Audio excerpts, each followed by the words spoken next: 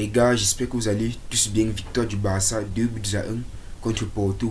Je ne sais pas pour vous, mais moi je me suis régalé devant ce match. Quel joueur ce joueur Cancelo? Quel joueur ce joueur Félix? Avant de commencer, si vous n'êtes pas encore abonné, abonnez-vous et laissez un petit pouce bleu pour ne rien manquer de nos prochaines vidéos. Sans plus tarder, générique.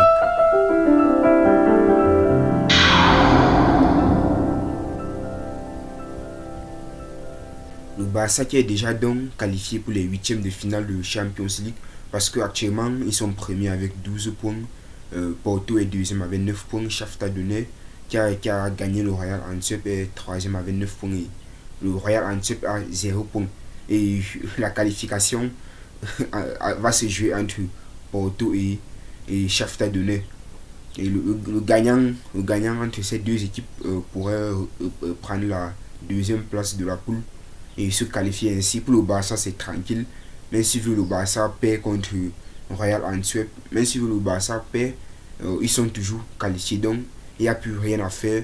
Le Barça est maintenant serein et je crois quand même que c'est une qualification historique parce que ça fait combien d'années? Je crois que ça doit faire 2 ans que le Barça est à chaque fois éliminé des phases de poule et on en avait marre. Donc c'est vraiment une qualification incroyable et on a vu une connexion entre les joueurs, Cancelo et Joao Félix. Vraiment, c'est incroyable. Le but de Joao Félix, ce but n'est pas facile. Le ballon qui vient comme ça et il reprend directement et en plus, il n'était pas bien positionné. Le ballon vient, il le prend instantanément comme ça vient. Et sur le but de Joao Cancelo, quand même, il faut oser sur ce but. Il faut prendre sa responsabilité. C'était un autre latéral. Il devait faire la passe au lieu de frapper au goal. Et ça fait du plaisir parce qu'on a besoin des joueurs comme ça au Barça.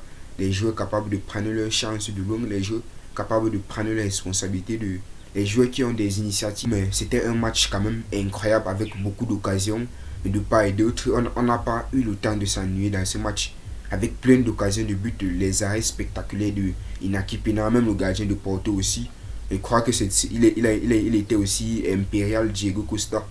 Parce que si ce gardien n'avait pas sorti le grand jeu, le Barça aurait pu mettre 4 buts dans ce match.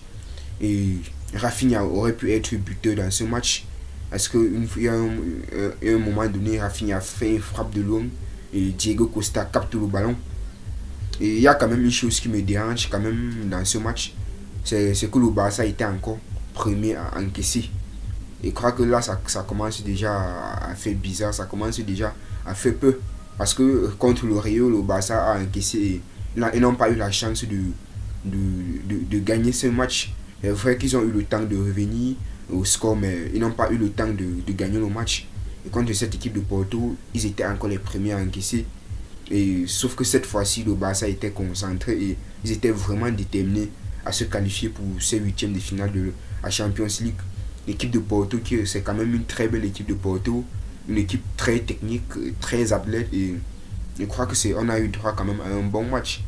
L'un des récompenses dans ce match, l'un des révélations, ça a été quand même Inaki Pena. Il est incroyable. Je crois qu'il y a beaucoup qui rêvent déjà que Inaki Pena prenne la place de Ter Stegen. C'est quand même normal parce que c'est quand même un jeune gardien. On l'avait aussi vu du côté de Galatasaray. Il avait mis les galets au Barça et cette fois-ci, il est revenu au club et il est déterminé à sauver le club. Je crois que c'est quand même une très bonne nouvelle, une excellente nouvelle. Bon, sans plus tarder, on va commencer à noter les joueurs et ça concerne uniquement les titulaires. On va commencer par Inaki Pena. Il va donner un bon 7,5 à Inaki Pena. Parce que vraiment, il a été impérial, il a été incroyable. Sans lui, le Barça aurait pu encaisser 2 à 3 buts de plus. Et franchement, ça fait plaisir de voir ce gardien à ce niveau. Et je crois qu'il fallait un peu changer un peu Ter Stegen. Pour un peu voir le renouveau. Parce que je ne suis pas sûr que si Ter Stegen était à la place d'Inaki Pena, il aurait eu les mêmes résultats. Donc pour moi, c'est le renouveau, c'est quand même un peu bien. Et Ronald Araujo 7,1 sur 10. Ronald Araujo franchement dans ce match il n'est pas sûr s'il était attaquant ou s'il était défenseur, tellement il jouait, tellement haut, tellement il pressait, tellement il était là dans la surface de réparation. franchement, c'est incroyable de voir Araujo à ce niveau. Et on va noter Jules Koundé et Inigo Martinez, la charnière centrale va ensemble, 7,1 sur 10. Très bonne charnière. C'est vrai qu'ils ont concédé quand même beaucoup d'occasions. Ils ont encaissé un but, mais bon, ils ont fait le boulot dans ce match. Ils ont aussi très bien défendu. C'est pas comme si on leur demandait un match parfait.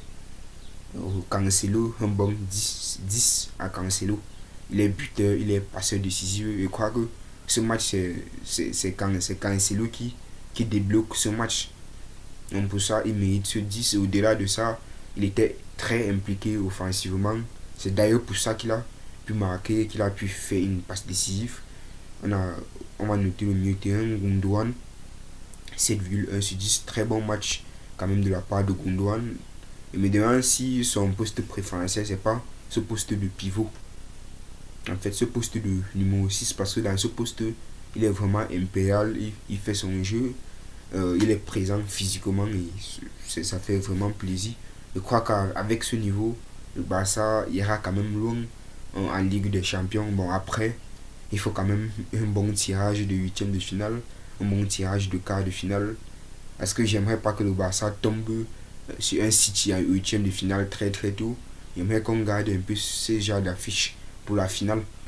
Et Pedri, 7,1 sur 10 aussi. Il est passé décisif pour Cancelo pour son premier but. Et je crois que Pedri, si ce Barça a gagné ce match, Pedri est pour beaucoup dedans. Et autour de Pedri joue aussi beaucoup. On a Frenkie de Jong, 7,3 sur 10. Très bon match aussi de la part de Frenkie de Jong, très impliqué, très concentré. Rafinha, 7,9 sur 10. Rafinha aurait pu marquer un doublé. Il aurait pu faire une passe décisive dans ce match. Mais malheureusement, il n'a pas eu de chance. Il était quand même très présent offensivement parce que le rôle des attaquants au Barça, c'est pas juste de marquer. On a un Lewandowski, 6,7 sur 10. Il a été complètement transparent. On n'a pas vu une occasion notable de la part de Lewandowski. Et c'est pas quand même un très mauvais match. 6,7, c'est pas quand même une mauvaise note. Joao Félix, 7,3 sur 10. Il est buteur. Il est le sauveur du Barça. Et grâce à ce but de Joao Félix, on peut maintenant dormir tranquillement. Le match contre Shakhtar Donetsk n'a plus trop d'importance. On sait vrai que c'est quand même un match important. Il faut gagner ce match pour le prestige, pour la première place de la poule. Donc c'était tout pour les notes de ces joueurs. Donc, si vous avez aimé ce débrief, n'oubliez pas de vous abonner et de mettre un petit pouce bleu pour ne rien manquer de nos prochaines vidéos sans plus tarder.